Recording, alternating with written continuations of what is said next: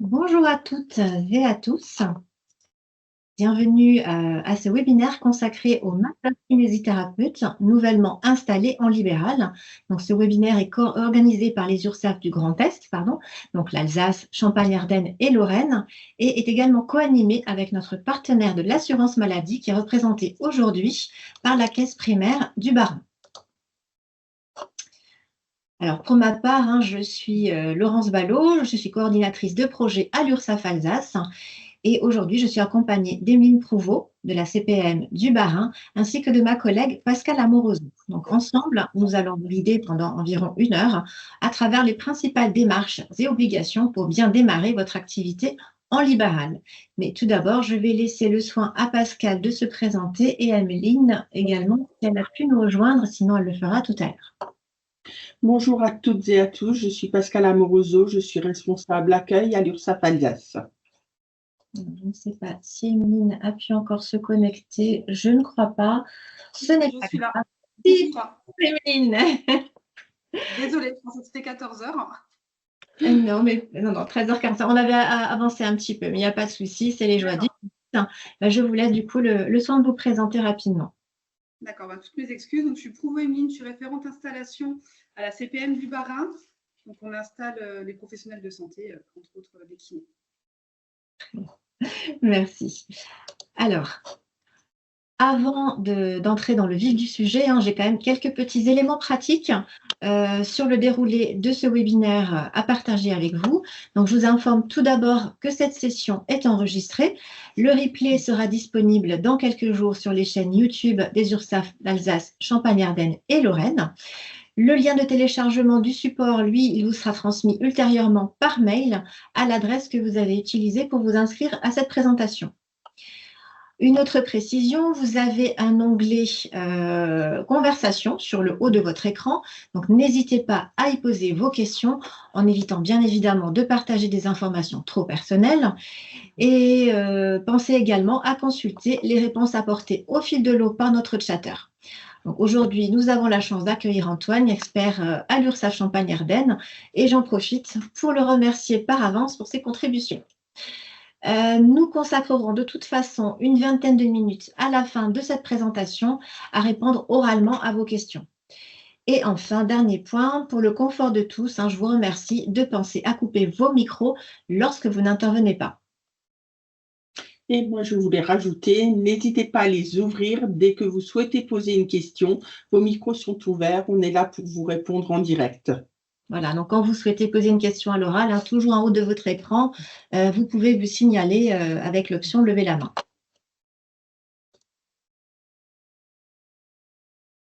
Alors aujourd'hui, nous allons évoquer un certain nombre de sujets, donc certains. Je vais commencer par vous présenter vos interlocuteurs en termes de protection sociale. Puis, nous aborderons avec Pascal les différents régimes fiscaux applicables ainsi que l'assiette de vos cotisations sociales. Nous entamerons ensuite une grande partie consacrée au recouvrement de vos cotisations sociales et qui comprendra notamment l'exonération ACRE en début d'activité, le calcul de vos cotisations et les modalités de déclaration de vos revenus et de paiement de vos cotisations. Puis nous continuerons avec la présentation de votre protection sociale proprement dite avec Émeline qui vous détaillera également les aides à la création. Et pour finir, nous verrons avec Pascal les formalités à accomplir si vous souhaitez embaucher des salariés au sein de votre cabinet. Alors, quels sont donc vos interlocuteurs pour votre protection sociale ? Concernant le calcul et le paiement de vos cotisations sociales hors retraite, votre interlocuteur sera l'URSSAF. Tout d'abord, est-ce que vous connaissez la signification de l'acronyme URSSAF ? Je vous propose de vous tester avec un sondage qui va apparaître sur votre écran et de vérifier ensemble pourquoi URSSAF s'écrit bien avec 2 S et non pas 2 F, comme on le voit souvent. Alors, donc, à votre avis, est-ce que URSSAF signifie, c'est bon, elle a bien apparu, unité de remboursement de la sécurité sociale et des affaires familiales, ou bien union de recouvrement des cotisations de sécurité sociale et d'allocations familiales, Ou enfin, union de recouvrement des cotisations de sécurité sociale et autres fiscalités. Donc, si le sondage ne devait pas apparaître sur votre écran, n'hésitez pas à vous signaler en levant la main, toujours sur l'icône en haut de votre écran, pour donner votre réponse à l'oral. Ou alors, vous pouvez aussi, dans le fil de discussion, donner la réponse qui vous semble juste. Pardon. Alors, on va voir, effectivement, donc la majorité, vous pensez que l'URSSAF signifie Union de recouvrement des cotisations de sécurité sociale et autres fiscalités. Est-ce que la majorité l'emporte? Eh bien, non. En fait, URSSAF, ça veut dire Union de recouvrement des cotisations de sécurité sociale et d'allocations familiales. Donc, en fait, ça donne déjà une bonne idée des principales missions de l'URSSAF, puisqu'effectivement, avec 16 000 collaborateurs partout en France, l'URSSAF gère les cotisations sociales de près de 12 millions d'employeurs et de chefs d'entreprise. À noter que certaines URSSAF vont avoir des missions plus spécifiques, avec des compétences géographiques plus larges que leur région d'appartenance, comme par exemple l'URSSAF du Limousin, qui va avoir l'exclusivité de la gestion des cotisations sociales des artistes-auteurs, ou encore le CESU, le chèque emploi service universel, que vous utilisez peut-être à titre personnel, et qui, lui, va être pris en charge par l'URSSAF Rhône-Alpes. Quant aux URSSAF de Lorraine, de Champagne-Ardenne et d'Alsace, elles vont faire partie des centres dédiés à la gestion des comptes des praticiens et auxiliaires médicaux pour les départements de leur région respective, bien évidemment, mais aussi pour d'autres départements un petit peu plus éloignés, comme par exemple l'Aude, les Hautes-Alpes, les Bouches-du-Rhône ou encore le Gard.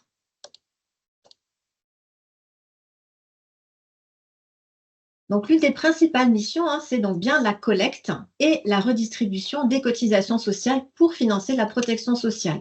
En fait, on peut se représenter l'URSSAF comme le porte-monnaie de la sécurité sociale, et nous sommes près de 39 millions de salariés, d'employeurs et d'entrepreneurs, dont les kinésithérapeutes libérales, à y contribuer par le biais du versement des cotisations sociales. Et donc, vous le voyez bien, on a bien le risque famille dans les prestations qui sont financées par les cotisations URSSAF. Donc, ça explique bien que les 2 dernières lettres de l'acronyme URSSAF représentent bien les allocations familiales. Et au-delà de la seule collecte des cotisations sociales, on l'a vu, l'URSSAF garantit le financement de la protection sociale en redistribuant ces cotisations en moins de 5 heures après leur encaissement. Donc, auprès de la CAF, donc bien évidemment pour financer les allocations familiales, auprès de la CARSAT pour les pensions retraite des salariés notamment, auprès de la CPAM pour le remboursement des prestations santé, mais pas seulement. Et au total, on parle bien de plusieurs centaines d'organismes prestataires, sachant que pour 100 € de cotisation encaissée, l'URSSAF va coûter à peine 30 centimes en frais de gestion.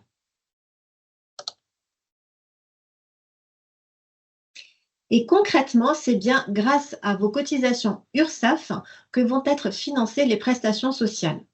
Et si nous prenons l'exemple de Luc, dont le cabinet a cotisé à hauteur de 46 800 € annuels, à votre avis, combien d'années d'allocation adultes handicapés vont pouvoir être financées avec ces 46 800 €? Est-ce que c'est 2 ans, 3 ans ou 4 ans? Donc, un nouveau sondage va apparaître sur votre écran. Je vais le lancer tout de suite. Et donc, la même chose, s'il n'apparaît pas sur l'écran, n'hésitez pas à indiquer vos réponses A, B ou C, soit à l'oral, soit dans le fil de discussion. La majorité l'emporte puisque c'est bien 4 ans d'AAH qui pourront être financés grâce aux cotisations versées par Luc. Donc, on vient de le voir, l'URSSAF assure le financement de la protection sociale, mais ses missions vont bien au-delà. L'URSSAF garantit les droits sociaux et l'équité entre tous les acteurs économiques, les salariés, les entreprises, c'est-à-dire que concrètement, elle va vérifier et contrôler les déclarations tout en reconnaissant un droit à l'erreur à ses usagers, et puis elle va lutter contre la fraude, l'évasion sociale et le travail dissimulé. L'URSSAF accompagne aussi tous les employeurs et entrepreneurs au moment clé de la vie de leur entreprise. Pardon. Ces dernières années, l'URSSAF a effectivement développé tout un panel d'offres de services et de dispositifs visant à simplifier les démarches de ses usagers, à les informer sur leurs démarches et obligations sociales, hein, comme on le fait aujourd'hui, mais aussi à soutenir les entreprises dans leur activité en leur proposant des solutions adaptées à leur situation. J'espère que vous avez désormais une vision un petit peu plus claire et peut-être plus positive de l'URSSAF.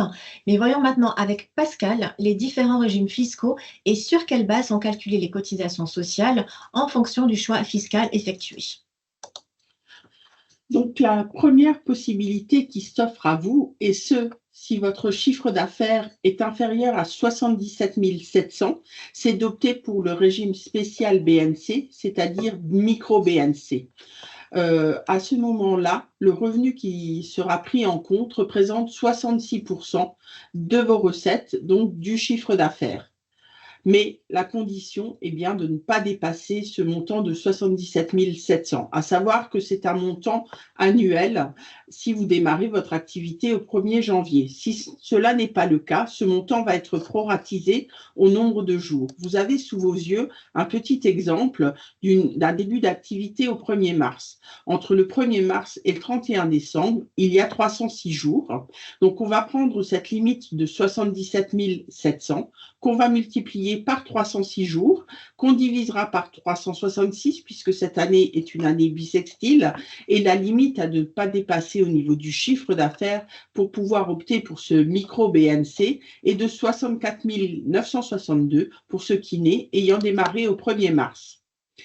Si votre chiffre d'affaires devait excéder ce montant ou que vos charges représentent plus de 34% de votre chiffre d'affaires, vous avez la possibilité d'être au réel.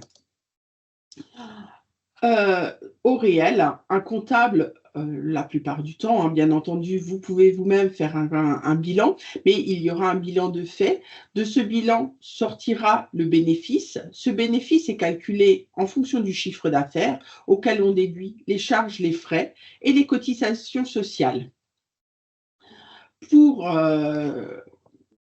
votre activité en tant que kiné, ce sera toujours une activité individuelle et donc une activité au réel. Si vous êtes dans un cabinet sous forme de CELASUS, CELAS ou CELAFA, cette rémunération sera une rémunération en tant que mandataire social et vous aurez un statut pour cela d'assimilé salarié, mais uniquement pour cette activité liée à la structure. Tout le reste, ce sera effectivement lié au bénéfice de votre entreprise individuelle. Pour rendre les choses un peu plus concrètes, nous vous avons mis un exemple, l'exemple de Cédric qui est né en entreprise individuelle, qui du 1er janvier au 31 décembre dégage un chiffre d'affaires de 110 000 euros. Les charges et autres frais annuels de cette entreprise se montent au total à 55 500 euros. Cédric a choisi de souscrire à une prévoyance santé en contrat Madelin à hauteur de 120 euros par mois, hein, donc 1 440 à l'année. Pour déterminer quelle sera la base de calcul des cotisations URSSAF, on va prendre le chiffre d'affaires, on va y additionner la prévoyance santé prise en charge par l'entreprise à hauteur de 1 440 euros et on va déduire les frais, les charges et les cotisations sociales à hauteur de 55 500 euros. Et donc, la base sera de 55 940 pour le calcul des cotisations URSSAF ou de votre cotisation retraite auprès de la Carpinco. À savoir, hein, on vous a mis ça à titre indicatif, que les cotisations et contributions sociales de Cédric seront à hauteur de 13 845 euros et le revenu après impôt représentera 35 726 euros pour Cédric. Vous pourrez retrouver ces informations en faisant une simulation pour votre situation personnelle en allant sur mon-entreprise.ursaf.fr vous y retrouverez un simulateur. Vous pourrez indiquer quel est le chiffre d'affaires que vous envisagez de faire, les charges que vous avez au niveau de votre cabinet, y rajouter les lois Madelin si vous avez souscrit un contrat loi Madelin. Et vous retrouverez le lien dans le support, hein, dans le lien de téléchargement, vous sera transmis, comme je vous le disais tout à l'heure.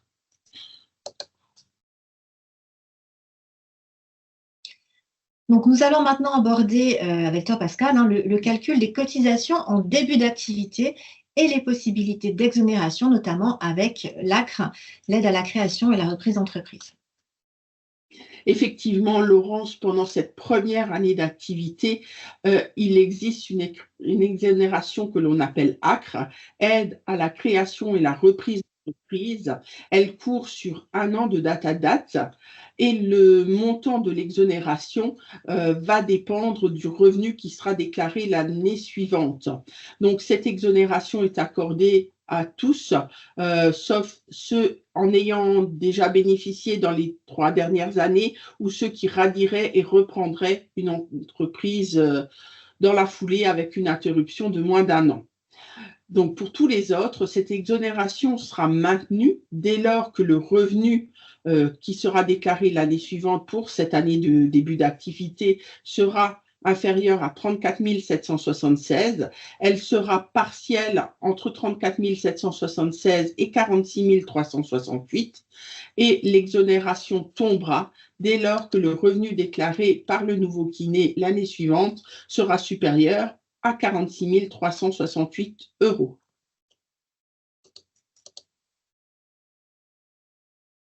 Les cotisations sont calculées la première et la deuxième année sur une base forfaitaire de début d'activité. Cette base forfaitaire est déterminée par décret ministériel. Elle est de 8 810 € pour toutes les activités, toutes les premières activités, peu importe la nature de l'activité.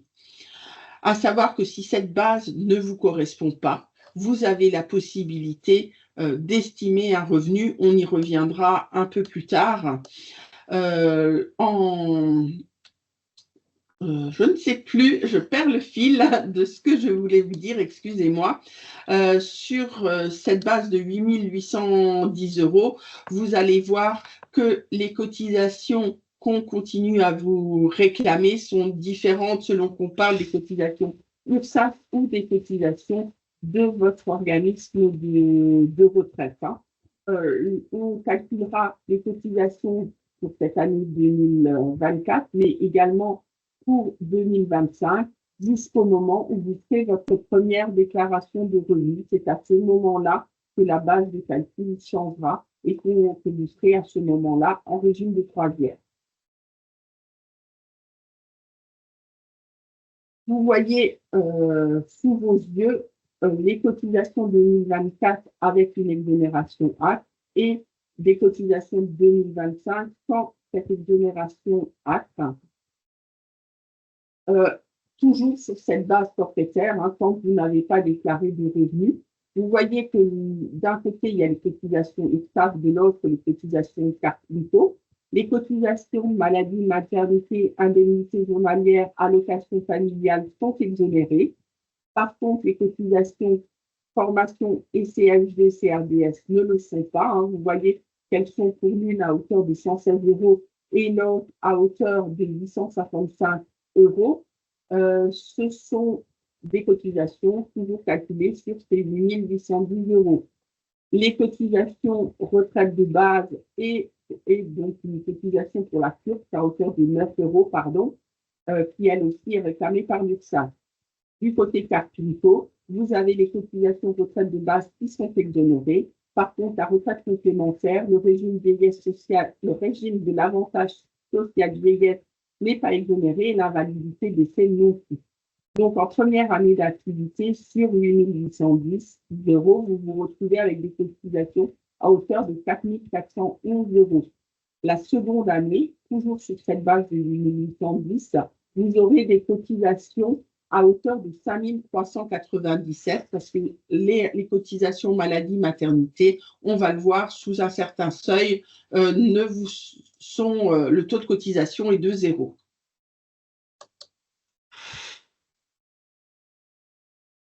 nous allons évoquer les cotisations les unes après les autres pour la période où vous aurez déclaré un revenu. On va parler de la cotisation maladie maternité dans un premier temps. Pour les revenus inférieurs à 18 547 €, le taux de cotisation est de 0. Et entre ce montant de 18 547 et 51 005 €, c'est un taux progressif qui va de 0 à 6,5%. Dès lors que votre revenu dépasse 51 005 €, le taux est fixe et il est de 6,5%. Pour tous les revenus conventionnés, ceci s'applique. Et dans ce cadre de revenus conventionnés, il y a une prise en charge par la caisse d'assurance maladie, là aussi avec un taux progressif entre 0 et 6,4%. Par contre, pour tous vos revenus non conventionnés, ça peut être des revenus liés à une autre activité ou ça peut être des dépassements d'honoraires. Là, il y a une cotisation additionnelle de 3,25% si on a des revenus inférieurs à 18 547, un taux progressif qui va de 3,25 à 9,75 dans la même fourchette que tout à l'heure, 18 547 et 51 005 €. Et dès lors que vos revenus sont supérieurs à 51 005 €, le taux est fixe et il est de 9,75 pour cette cotisation additionnelle. Encore une fois, pour vous rendre les choses plus concrètes, on a préféré vous mettre un exemple d'un kiné qui a un revenu annuel de 60 000 €, décomposé de deux manières, 50 000 € de revenus conventionnés et 10 000 € de revenus non conventionnés. Et là, on va voir que la différence du montant de cotisation est flagrante. Pour les 50 000 € conventionnés, on a un taux de cotisation de 6,5%, donc ce qui représente 3 250 €, et une prise en charge de la caisse primaire à hauteur de 6,4%, qui fait une prise en charge à hauteur de 3 200 €. Donc, si nous faisons 3 250 moins ces 3 200, on voit que pour 50 000 € de revenus, la cotisation maladie s'élève au total à 50 €. Par contre, pour les autres revenus et les dépassements d'honoraires, le taux est de toujours 6,5%, ce qui représente 650 € sur 10 000 €, plus la cotisation additionnelle de 3,25%, ce qui représente 325 €. Et nous avons donc 650 plus nos 325, 975 € de cotisation pour ces 10 000 € de dépassement d'honoraires. Donc, ce kiné aura au total une cotisation maladie de 1 025 €. Il y a 50 000 € de revenus conventionnés et 10 000 € de revenus non conventionnés. Ensuite, nous avons la cotisation allocation familiale. Là aussi, c'est un taux progressif en fonction du revenu.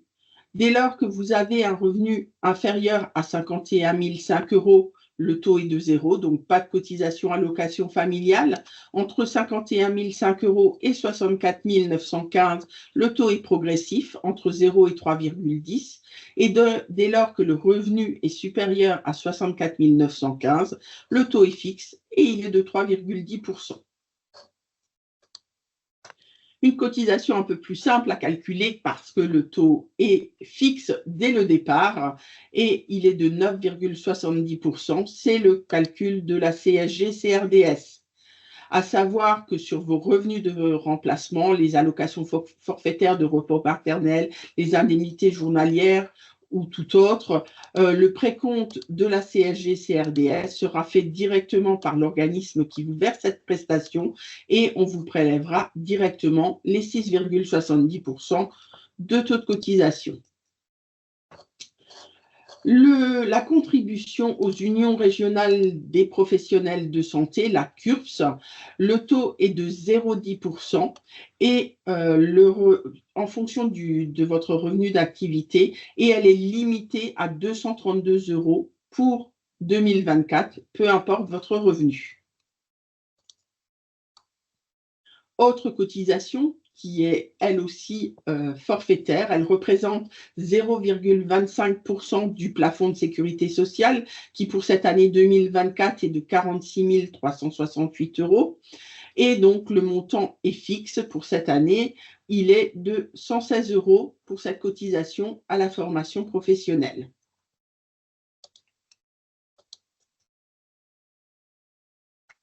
À savoir que pour toutes les cotisations dont je viens de vous parler, il y a des planchers, des plafonds. Tout cela vous donne effectivement des montants de cotisation différentes. Il faut savoir que si votre revenu pour une année est de 0, par exemple, ou inférieur à 5 243 €, vous aurez des cotisations minimales à verser retraite, indemnité journalière et formation professionnelle. Donc, quoi qu'il en soit, cette cotisation forfaitaire pour la formation sera à verser à hauteur de 116 €. Les deux autres, donc pour l'indemnité journalière, vous payerez au minimum 56 €, ce qui vous ouvrira des droits à des indemnités journalières à hauteur d'une vingtaine d'euros par jour. Et la cotisation minimale retraite, c'est également pour vous ouvrir des droits minimums. Et cette cotisation vous permettra d'acquérir 3 trimestres pour votre retraite. Donc, c'est pour ça que ces cotisations minimales ont été mises en place. À savoir que si vous êtes en incapacité d'exercer votre activité pendant plus de 6 mois, vous pouvez vous faire connaître de la Carpinco et demander une exonération des cotisations retraite. On va reparler de la déclaration de revenus que j'évoquais un peu tout à l'heure. Donc, elle est à faire auprès de la DGFiP, une fois par an, entre le mois d'avril et le mois de juin. Donc, il se peut que l'an prochain soit votre première déclaration de revenus en tant que professionnel libéral PAM. Une fois que cette déclaration aura été faite, les impôts transmettront directement les informations vers l'URSSAF ainsi que vers la Carpinco, et cela aura 3 impacts au niveau de l'URSSAF. On va calculer définitivement vos cotisations 2024. On va ajuster les cotisations 2025 sur ce montant-là de revenus de 2024 et on vous indiquera à titre indicatif le montant des premières cotisations 2026. Pour l'année 2024, on va donc demander un acompte, c'est ce qu'on fait tout au long de cette année. Et selon que vous ayez modifié cette base de début d'activité ou pas, on va recalculer la différence entre les deux. C'est un peu comme vos factures d'électricité. On vous demande des acomptes et à un moment donné, on fait un relevé de compteur. Là, le relevé de compteur, c'est le fait de faire sa déclaration de revenus. Donc, si on est resté sur la base forfaitaire de 8 810 € et que vous avez gagné moins que ce montant-là, on va vous rembourser. Par contre, si vous avez gagné plus, on vous demandera le différentiel entre les deux. La case liée aux revenus de remplacement dans la déclaration correspond aux indemnités journalières versées par la caisse primaire et non aux revenus perçus en qualité de remplaçant. Le remplissage de vos recettes et honoraires de dépassement est obligatoire car elles vous permettent de déterminer que la totalité de vos revenus correspond à votre activité de master-kinésithérapeute. Par ailleurs, ces données déterminent la prise en charge de la caisse primaire, la part de prise en charge de la caisse primaire de vos cotisations de maladie. Si vous avez un doute, n'hésitez pas à nous contacter ou à contacter votre comptable pour bien remplir cette déclaration. Il est important qu'elle soit bien complétée pour que les infos qui nous parviennent correspondent effectivement à votre situation réelle. Enfin, n'oubliez pas de vérifier votre notification de 3 en 1, donc le document que vous recevrez par l'URSSAF à l'issue de cette déclaration de revenus et que les montants qui figurent correspondent bien à vos revenus réels. Certains éléments de votre déclaration sont pré-remplis en fonction des éléments communiqués par votre caisse primaire. Elles peuvent être modifiées parfois. La caisse primaire prend en compte des honoraires de décembre ou des honoraires que vous avez pu reverser à un remplaçant. Il va de même si vous avez rétrocédé effectivement ces honoraires. Et sachez que cette déclaration est faite même si le revenu déclaré est de 0. Il y a obligation de faire une déclaration au niveau du fisc et que ces montants nous soient transmis.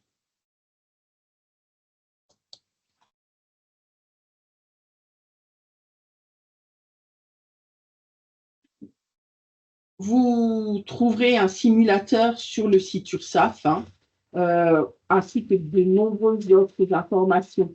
Sachez qu'il est important, si vous pensez avoir un revenu nettement supérieur à ces 8 810 €, de faire ce que l'on appelle une modulation des cotisations. Donc, on ne vous demande aucun justificatif, c'est vous qui estimez quel est le revenu que vous allez avoir pour cette année-là. Donc, et ça peut être même en régime de croisière, ce n'est pas forcément le début d'activité qui engendre cette modification. Vous pouvez très bien faire un gros investissement pour votre cabinet et de fait avoir un bénéfice moins important ou toute autre chose, une perte de clientèle ou une interruption d'activité pour X raisons. Donc, si vous pensez que votre revenu, la base de calcul prise en compte par l'URSSAF ne correspond pas à votre situation, estimez votre revenu pour avoir des cotisations qui correspondent à votre activité. Si on vous réclame une pas assez, l'année suivante, quand on vous réclamera les compléments de cotisation, on va vous demander un énorme montant puisqu'il y aura le rattrapage de l'année 2024, mais également l'ajustement des cotisations 2025 sur ce montant-là. Donc, ça risque de mettre à mal votre entreprise à ce moment-là. Ou si vous avez des revenus qui sont moindres et qu'on vous réclame une somme conséquente par rapport aux revenus que vous dégagez, là aussi, ça peut mettre à mal la trésorerie de votre entreprise. Donc, le premier levier quand on est en difficulté pour payer les cotisations URSSAF, c'est vraiment d'estimer son revenu au plus juste par rapport à la réalité des faits.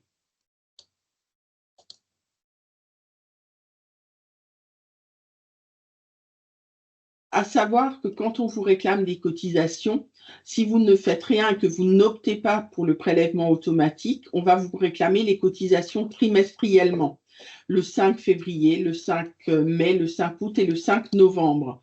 Par contre, ce qu'on vous conseille effectivement, c'est d'opter pour ce prélèvement automatique et des paiements mensuels de vos cotisations. Vous aurez le choix entre le 5 et le 20 de chaque mois. Et il est plus facile de payer une somme plus petite tous les mois que de payer de grosses mensualités tous les trimestres.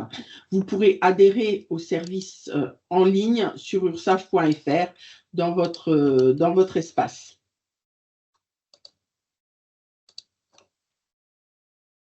Information également importante, c'est que si votre conjoint intervient régulièrement dans votre entreprise, que ce soit pour vous aider à faire la comptabilité, faire le ménage du cabinet, du moment que c'est une activité régulière, ce conjoint doit avoir automatiquement un statut. Il a 3 statuts possibles, celui d'associé, celui de salarié ou celui de conjoint collaborateur. En tant que conjoint collaborateur, il a 3 choix possibles et ce choix est à faire auprès de votre caisse de retraite, donc auprès de la Carpinco. N'hésitez pas à vous renseigner auprès d'eux si tel devait être le cas. Et le conjoint doit figurer, si vous l'inscrivez en tant que conjoint collaborateur, sur votre liasse d'affiliation ou de modification faite à l'INPI. Mais ce conjoint doit obligatoirement avoir un statut. Y a-t-il des questions sur cette partie de cotisation qui est très riche et très vaste et peut-être très complexe? Donc, je ne vois rien sur le sujet dans le fil de discussion. Personne ne souhaite lever la main et poser une question? Une fois, 2 fois, 3 fois. Non. Merci.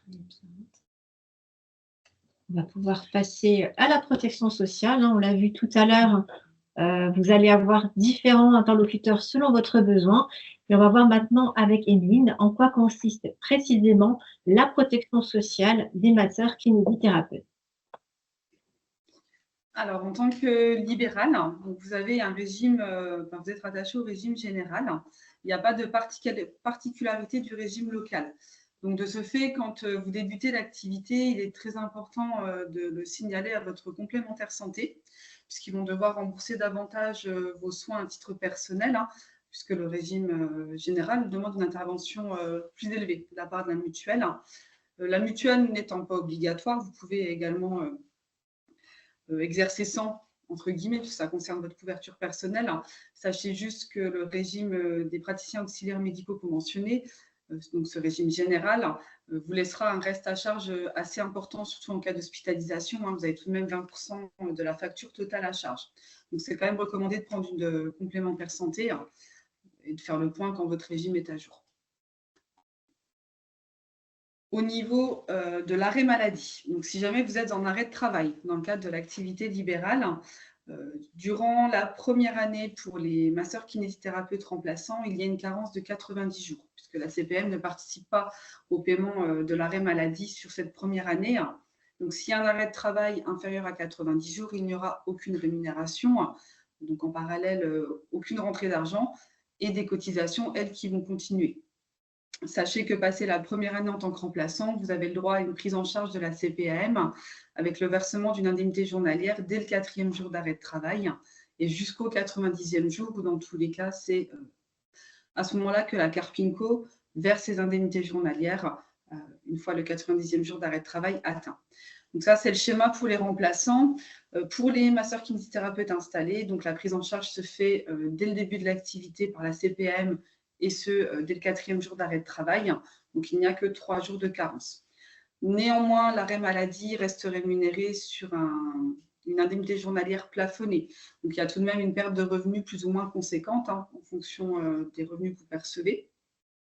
Donc, il est quand même important de souscrire en parallèle un contrat de prévoyance qui a pour but, pour les remplaçants, durant leur première année, de prendre en charge tout en partie ces 90 jours de carence et au-delà de cette carence, de participer au paiement des indemnités, que ce soit celle de la CPM et ou de la Carpinco. Donc la prévoyance, je reviendrai à ce sujet-là sur une slide après, sur un autre versant qui n'est pas couvert dans le cadre de l'activité libérale.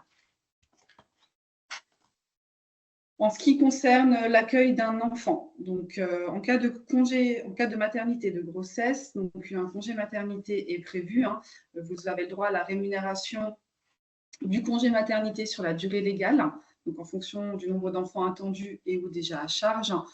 Une prise en charge pour vous, mesdames, d'un congé pathologique sur une durée de 30 jours qu'il est possible de fractionner en pré- et post-natal. Au minimum imposer 15 jours en prénatal pour reporter les 15 autres jours après l'accouchement.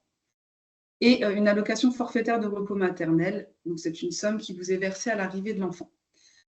Pour vous, messieurs, donc, vous avez également le droit à la rémunération du congé paternité, donc sur la durée légale réglementaire également, durée qui s'élève à 25 jours pour la naissance d'un enfant, 32 jours en cas de grossesse multiple.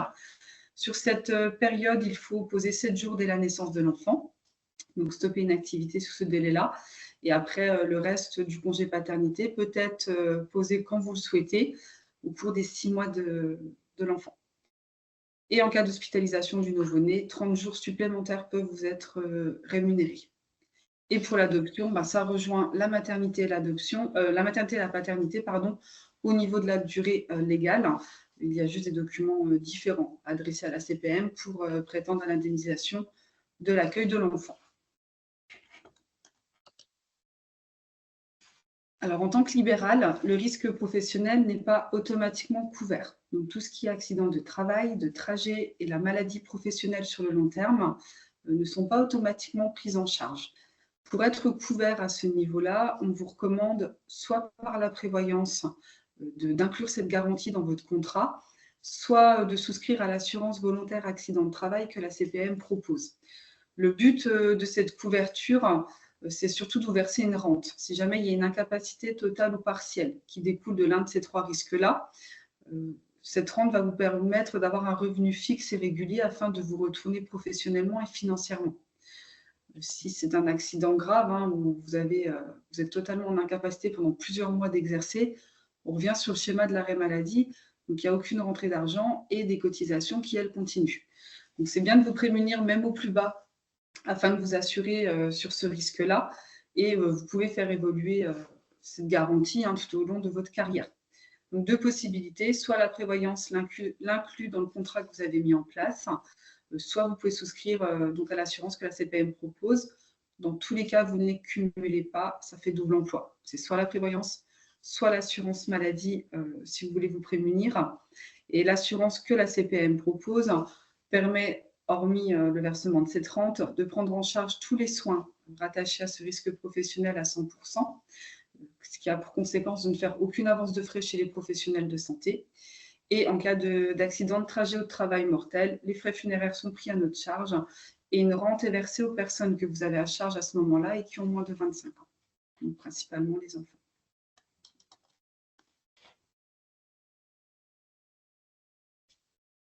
Donc ça, c'est les garanties que je viens de vous détailler par rapport à la prise en charge de la CPAM. C'est conjointement les mêmes dans le secteur privé au niveau de la prévoyance. Donc, pour résumer, il est important de vérifier avec votre complémentaire santé votre couverture, que votre statut de régime est bien à jour sur du régime local s'il n'y a pas de cumul d'activité. Au niveau du versement des indemnités journalières, un versement est possible en fonction de votre statut et de votre ancienneté dans l'activité libérale, par la CPM et ou la Carpinco. Le congé maternité, paternité, adoption est pris en charge. L'accident de travail, maladie professionnelle est à couvrir soit par la prévoyance, soit par l'assurance de la CPM. Au niveau de la Carpinco, donc c'est la cotisation qui est obligatoire, qu'on a évoquée donc précédemment avec Pascal. Donc vous devez vous y inscrire et elle permet principalement de payer pour la retraite, entre autres. Il vous est toujours possible d'adhérer à une retraite complémentaire obligatoire. Vous avez toutes les infos sur le site de la Carpinco, sachant que, hormis la retraite, les cotisations Carpinco permettent également de payer au niveau de l'invalidité du décès. Donc, c'est les cotisations obligatoires que l'État impose au même titre que celles qui sont versées à l'URSSAF. Et après, il y a toujours la retraite complémentaire facultative, mais ça, c'est en fonction des besoins de chacun et de la mise en place de contrats au niveau du secteur privé. En ce qui concerne les aides à la création, donc il y a un site qui peut vous guider sur les différentes aides qui peuvent vous être allouées. C'est le PAPS, le portail d'accompagnement des professionnels de santé, qui permet en fonction de votre profession et du lieu d'installation ou du lieu sur lequel vous souhaitez vous installer, de voir les aides qui peuvent vous être versées au niveau de l'ARS et de la CPAM. Sur ce PAPS, vous retrouvez entre autres le zonage, donc zonage qui a été édité il y a peu, qui définit pas mal de zones non prioritaires. Alors là, ça ne ressort pas très bien sur le diaporama, mais il y a un code couleur en effet clair. Donc, je vous invite fortement à vous connecter sur le portail d'accompagnement des professionnels de santé. Ça vous permettra de voir toutes les zones non prioritaires, donc zones où la régulation se fait par demande de dérogation. Vous avez, hormis cette cartographie, un fichier Excel qui vous permet de lister les communes en zone non prioritaire. Et si la commune se situe dans cette zone, vous allez devoir constituer une demande de dérogation pour avoir l'accord de vous installer sur la commune sollicitée. Donc ça, à ce moment-là, vous nous faites un mail en fonction de la CPM dont vous dépendez et on fera le point ensemble sur les démarches à entreprendre. Donc ce zonage s'applique sur la France entière. Pour le Bas-Rhin, on est plutôt bien concerné sur les demandes de dérogation. Après, tout dépend du département où vous souhaitez vous installer. Nous avons également un outil qui permet de faire une étude de marché pour voir le lieu le plus propice à l'installation. Cet outil s'appelle Rezone. Il est accessible par Google. Vous pouvez, en fonction de l'adresse ou d'un bassin de vie donné, voir la situation de ce bassin de vie avec différentes données statistiques qui vous permettent d'avoir un visuel sur les patients et les potentiels soins qu'il y a à faire. L'outil n'est pas compliqué, il faut bien croiser les données qu'il vous communique. Néanmoins, si ce n'est pas assez clair, n'hésitez pas à nous faire un mail.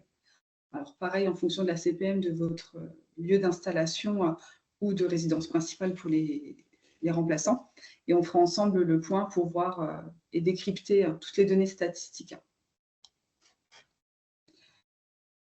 Concernant la cartographie, donc pour l'installation en zone sous-dotée, c'est vrai que notre département est plutôt concerné par les zones non prioritaires.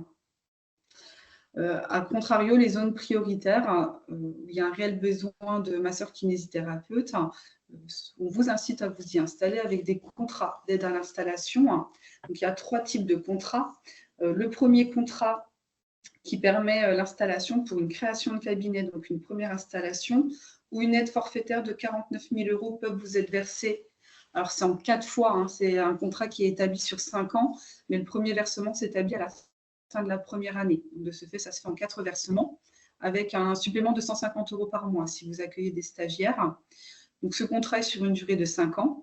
Si vous restez sur la zone, on peut mettre un contrat de maintien d'aide, si la zone est toujours prioritaire à la date, au-delà des 5 ans.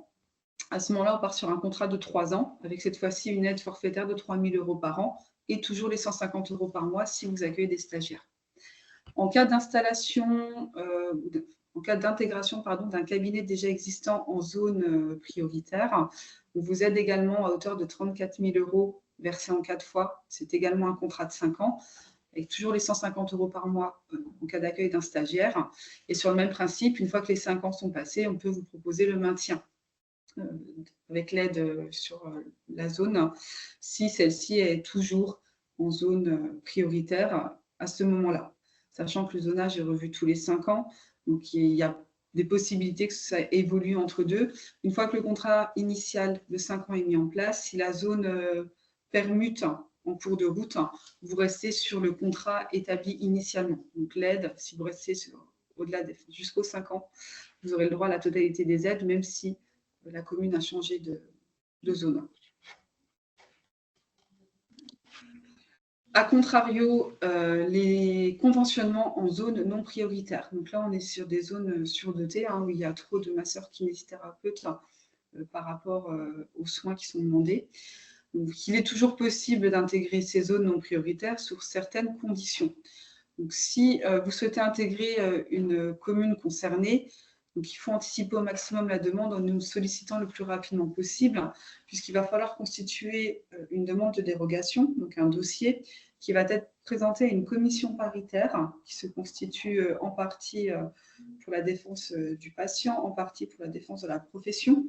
Et ensemble, ils vont statuer sur un avis favorable ou défavorable à votre demande.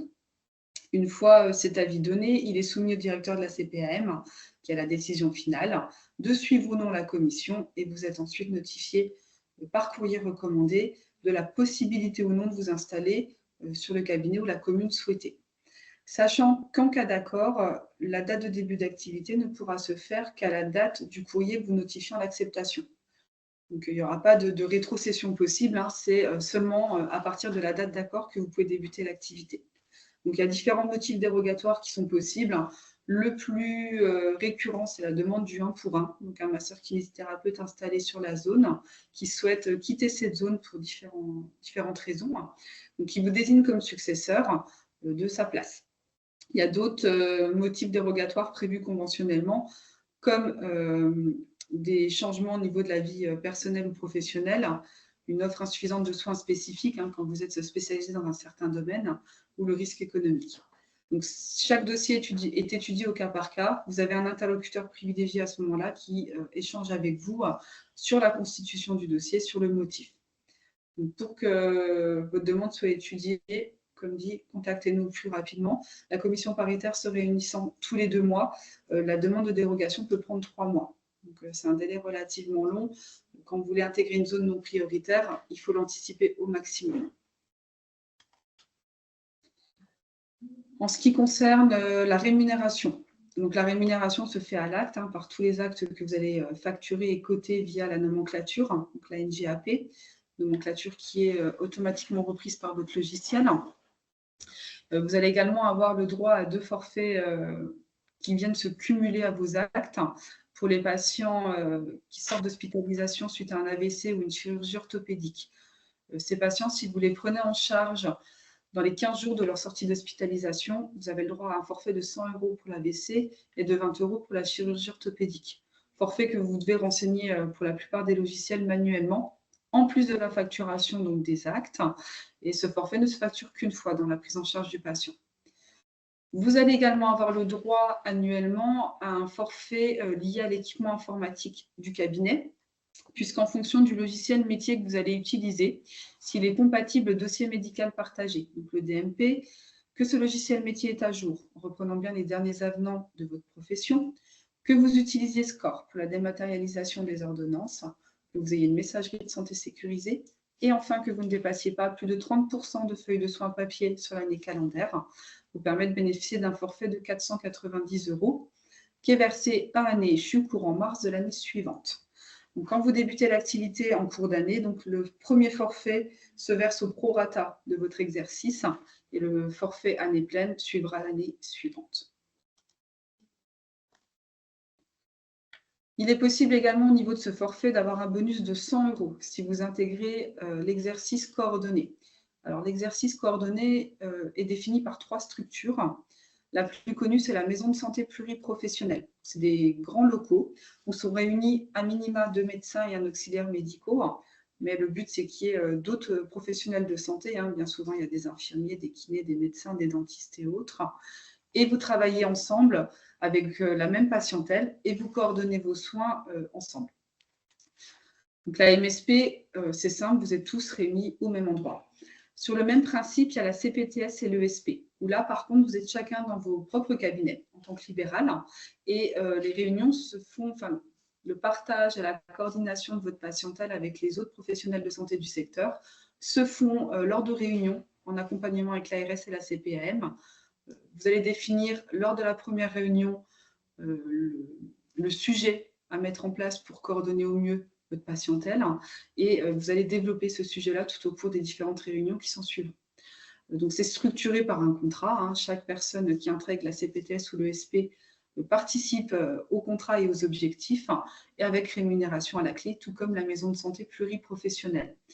Pour revenir juste au forfait informatique que j'ai évoqué avant, intégrer l'une de ces 3 structures-là vous permet également d'avoir 100 € en plus sur les 490 € du forfait famille.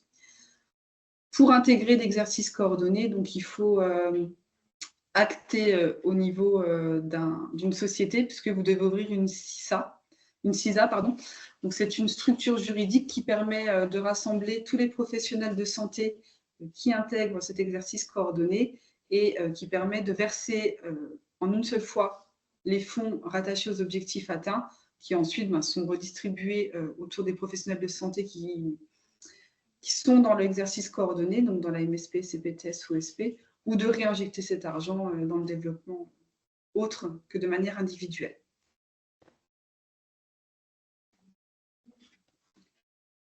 Enfin, pour nous contacter, donc, le numéro national est le 3608, c'est la plateforme qui vous est dédiée en tant que professionnel de santé. Il vous sera ensuite demandé le département de votre lieu d'exercice. Donc, pour les remplaçants, c'est le lieu de la résidence principale. Pour les installer, c'est l'adresse du cabinet. Vous avez également la possibilité de nous envoyer des mails via votre espace Amédipro lorsque vous êtes installé et des courriels également quand vous n'avez pas de compte Amédipro, entre autres pour les remplaçants, via amedi.fr, il y a un onglet « Contact ».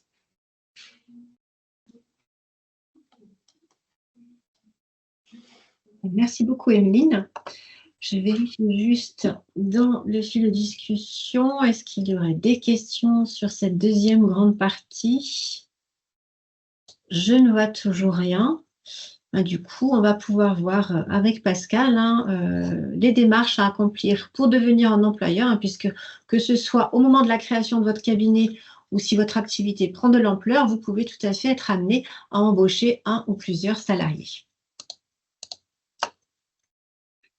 Oui, Laurence, la première étape, c'est la déclaration du salarié.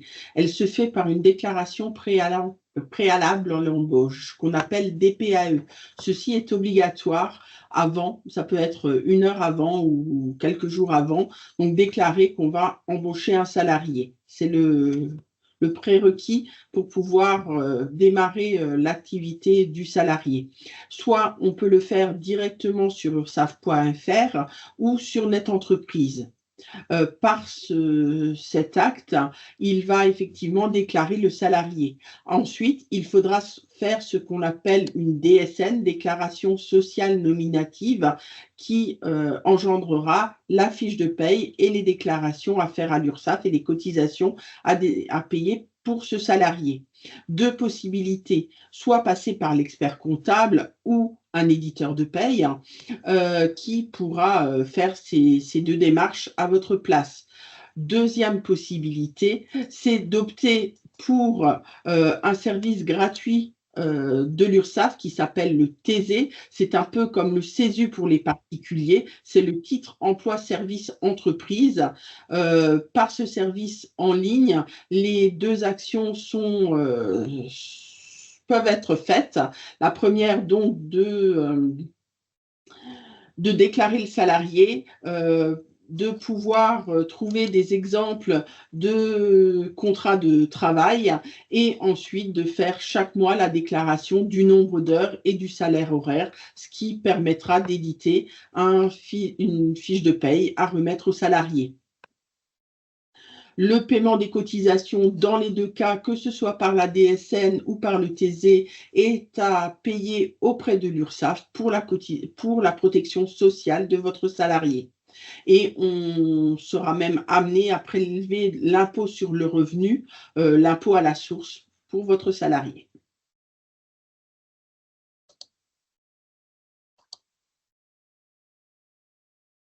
Donc, merci Pascal. Donc, on va maintenant répondre oralement à quelques questions, enfin, vos questions si vous en avez. Je n'en vois toujours pas dans le fil de discussion.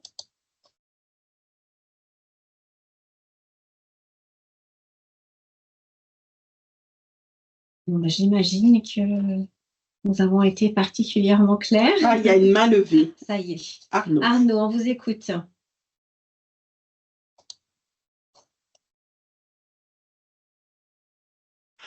Bonjour Arnaud. Vous avez fait une erreur. Si jamais vous n'arrivez pas à ouvrir votre micro, on va poser la question.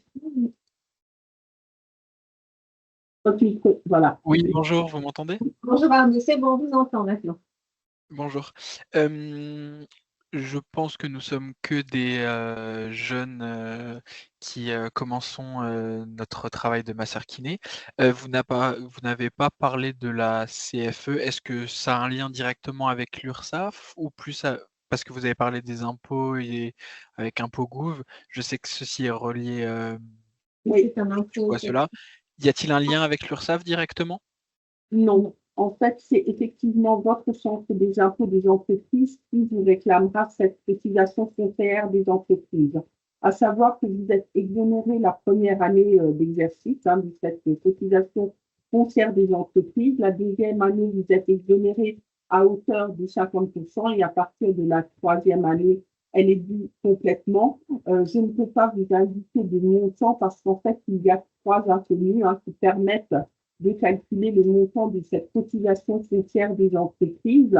C'est le lieu d'exercice, donc l'adresse de votre entreprise, le montant du chiffre d'affaires engendré et le nombre de mètres carrés utilisés dans ce local pour exercer votre activité. Donc, c'est ces 3 éléments qui vont permettre au centre des impôts des entreprises de calculer ces montants de CFE. À savoir qu'il est très important pour vous de répondre au questionnaire qu'a pu vous envoyer la DGFiP suite à votre inscription. Il vous demande justement le nombre de mètres carrés, le minimum, mais pour vous et vos activités, ça ne me semble pas être le cas. Le minimum, c'est ce qu'on appelle un point de bureau, c'est 1 mètre carré. Mais là, dans votre cas, il faut effectivement indiquer le nombre de mètres carrés utilisés pour votre activité. Et je vous dis, qu'est-ce que c'est SIE, un service des impôts des entreprises, qui vous envoie le document à compléter au démarrage de l'activité. À savoir qu'après, il est important de créer son compte sur impôt.gouv. Quand vous avez jusqu'à présent fait votre déclaration d'impôt en étant peut-être salarié, vous alliez dans l'espace particulier et là, il faut aller dans l'espace entreprise et créer son compte parce que c'est le seul moyen qu'utilisent les impôts pour vous envoyer ce document où on vous réclame cette cotisation foncière des entreprises. Et si vous n'avez pas créé le compte, vous n'aurez pas accès aux documents, vous n'aurez pas accès aux relances qu'ils pourraient vous faire si vous ne payez pas puisque vous n'avez pas vu le document. Et vous pouvez vous retrouver avec une saisie à un moment donné sur le compte bancaire parce que vous n'avez pas accédé à l'information. Donc, il est important pour vous de créer un compte aussi bien sur ursaf.fr pour connaître le montant de vos cotisations pour avoir accès aux différentes informations, mais également créer ce compte sur impôt.gouv et également sur Amélie, bien entendu. Je ne sais pas, en attendant, éventuellement peut-être poser votre question dans le fil de discussion. Moi, je voulais juste encore vous indiquer que l'URSSAF met à votre disposition des centres PAM, donc des centres dédiés aux praticiens auxiliaires médicaux. Donc, par exemple, comme je vous l'ai dit en introduction, il en existe au sein des URSSAF d'Alsace, de Champagne-Ardenne et de Lorraine, et donc avec des modes de contact et d'accompagnement qui vont vous être dédiés. Et puis, à nouveau, les modalités de contact pour vos interlocuteurs de l'assurance maladie. Alors, est-ce qu'on a réglé ce petit problème de micro? Est-ce qu'il y avait effectivement une dernière question ou pas du tout? Dans tous les cas, nous, de notre côté, on en avait fini avec la présentation. J'espère, hein, vu qu'il n'y a eu que très peu de questions. En tout cas, on espère qu'elle aura au moins répondu à vos attentes et surtout qu'elle vous sera utile pour l'avenir. N'oubliez pas, le replay sera disponible dans quelques jours sur les chaînes YouTube respectives des URSSAF d'Alsace, Champagne-Ardenne et Lorraine. Et puis, comme je vous le disais, vous recevrez ultérieurement le lien de téléchargement du support qui vous a été présenté aujourd'hui. Écoutez, a priori, non, la question ne veut pas venir. Donc, il ne me reste plus qu'à vous souhaiter une bonne fin d'après-midi et puis à vous dire à bientôt pour de nouvelles webconférences. Et bon démarrage dans votre activité. Au revoir. À bientôt.